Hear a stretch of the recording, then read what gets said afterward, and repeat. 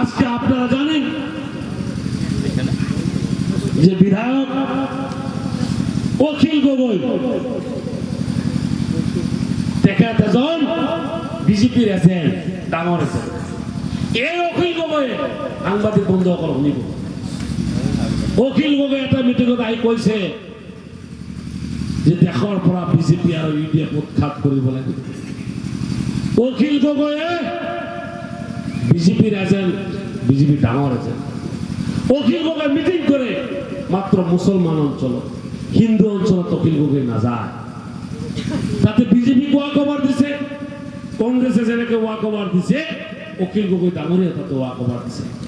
এসেম্বলির ভিতৰত বিজেপির বিরুদ্ধে হাল্লা চিল্লা করে থাকে। এসেম্বলি শেষ হোৱাৰ লগে লগে মন্ত্রীর ঘৰত গৈ মন্ত্রীর ওচৰত বহি ভৰি মালিচ কৰি থাকে মানুহ অখিল গগৈ। এই অখিল গগৈ 100% হিমন্ত বিশ্ব শর্মার এক নম্বর আছে। তেখেতে আমাকে এজেন্ট বজাব কইছে।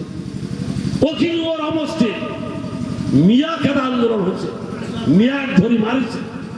এদিন মাত নামাতে আর এতিয়া মিয়ার ভোট লাগে অখিল গগৈ।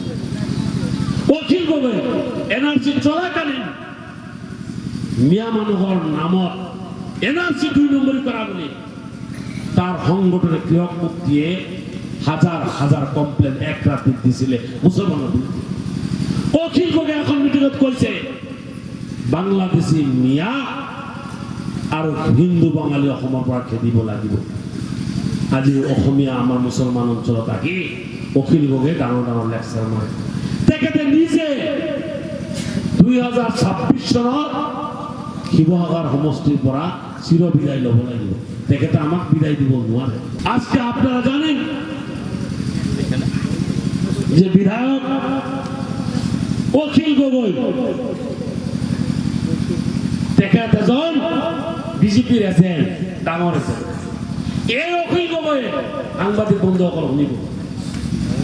অখিল গগৈ এটা মিটিঙত আহি কৈছে যে দেশৰ পৰা বিজেপি আৰু ইউডিএফ উৎখাত কৰিব লাগিব। অখিল গগৈয়ে বিজেপির এজেন্ট, বিজেপির ডাঙর এজেন্ট। অখিল গগৈ মিটিং করে মাত্র মুসলমান অঞ্চল, হিন্দু অঞ্চলত অখিল গগৈ নাযায়। তাতে বিজেপি ওয়াক ওভার দিছে, কংগ্রেসে যেনেকে ওয়াক ওভার দিছে অখিল গগৈ ডাঙরিয়া তাতে ওয়াক ওভার দিছে। এসেম্বলির ভিতৰত বিজেপির বিরুদ্ধে হাল্লা চিল্লা করে থাকে।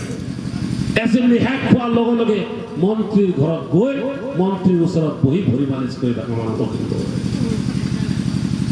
এই অখিল গগৈ 100% হিমন্ত বিশ্ব শর্মার এক নম্বর আছে। তেখেতে আমাকে এজেন্ট বজাব কইছে। অখিল গগৈর অবস্থে মিয়া খেদা আন্দোলন হয়েছে, মিয়াক ধরি মারিছে।